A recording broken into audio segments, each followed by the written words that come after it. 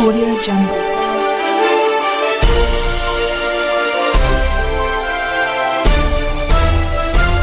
Audio Jungle. Hello, I am the Indian and we make videos that matters to the world and you. Thank you for watching MagNewz. Now let's talk India. A while ago in January 2020, the European Parliament was planning to vote on a motion regarding the CAA, also known as Citizenship Amendment Act of India. Eventually, the vote was delayed and it is possibly would be held later this year. Regardless of what you and I might think that the Citizenship Amendment Act India, the whole point of the vote was to get to some sort of European condemnation of the CAA. Basically, it means Europe lecturing India about democracy, and to me, that sort of begs the question, is Europe in a good position to lecture India about democracy? Let's dig a bit deeper into that. To find the answer to this question, we should go back to 1947. India became independent and its democracy was enshrined in its constitution that went into effect on January 26, 1950. So, India is a democracy since 1950. That's for more over 70 years now. Now let's see to what extent Europe has been democratic for the past 70 years. Well, Europe didn't get off to a good start. In 1950, Europe was just a few years beyond the cruel dictatorship of Nazi Germany, and only a part of Europe have returned to democracy. In 1950, large parts of Europe were not democratic at all. To show how democratic Europe was in 1950, it's better to reverse my explanation. Let me show you all the dictatorships in Europe in 1950. In 1950, Estonia, Latvia, Lithuania, Belarus, the Ukraine, Poland, East Germany, Czech Republic, Czechoslovakia, Hungary, Romania, Yugoslavia, Bulgaria, Albania, and Spain were all authoritarian regimes. No less than 15 European countries in 1950 were ruled by dictators, some of them extremely ruthless, while at that time India already was a democracy. It took 25 years after India became a democracy before the first European dictatorship collapsed, that was Spain in 1975.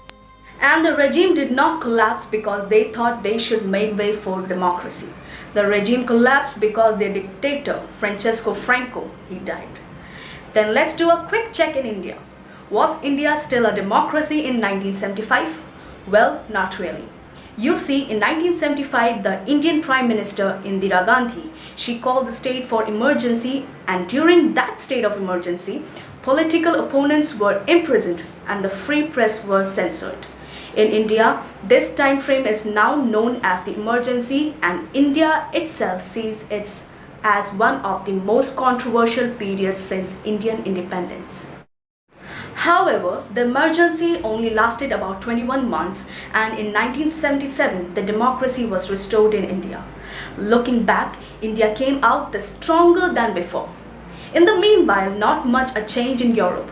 In 1977, there were still 14 countries in Europe that were ruled by dictators and their clans. And as then, it took another 14 years to get rid of the most of the dictators. In 1989, a wave of democracy flooded Eastern Europe, in many cases without any violence. But in some countries, there was a lot of bloodsheds. And in some European countries, the fall of their dictator resulted in long and violent wars. For example, in former Yugoslavia, the Yugoslavia wars lasted for 10 years and ended in 2001. So just 2 decades ago, all of this shows the troubled process of European countries becoming democracy. And sometimes the image is created that the Europe is the cradle of democracy for the whole world. As you can see, that is only true to some extent, because while European countries were still struggling to get rid of their dictators, India was already democracy over 40 years. Well, let's fast forward till today. Is Europe full democracy right now, and how does it compare to India? To answer that question, we perhaps should have a look at the Democracy Index as compiled by the Economist Intelligence Unit. The Democracy Index is a system that classifies countries according to their level of democracy. The index features a convenient world map that labels countries as either full democracy, flawed democracy, hybrid regime, or authoritarian regime that is a worst. On this map, India gets a light green colored labeling it as a democracy, yet a flawed democracy. But according to the index, countries like Japan and even the United States of America, even they are also flawed democracies. And when it comes to democracy, I'd say what good enough for India is good enough for United States of America. But let's have a look at Europe. Indeed, a whole bunch of European countries like all Scandinavian countries, Germany, France, and the Netherlands, they all qualify as full democracy and they rank higher than India. But then comes a remarkable issue. According to Democracy Index, a whole bunch of European countries are also labeled as flawed democracies. For example, Italy and Greece. But it gets more interesting. European Union members such as Poland and Hungary are also seen as flawed democracy and they rank lower than India. And it gets even more worse for Europe.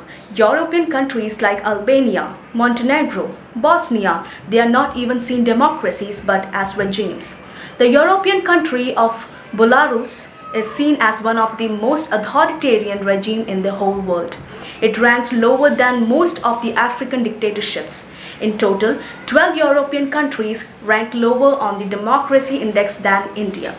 4 of them being member of European Union and another 4 of them labeled as regimes. In the meanwhile, let's check up with India.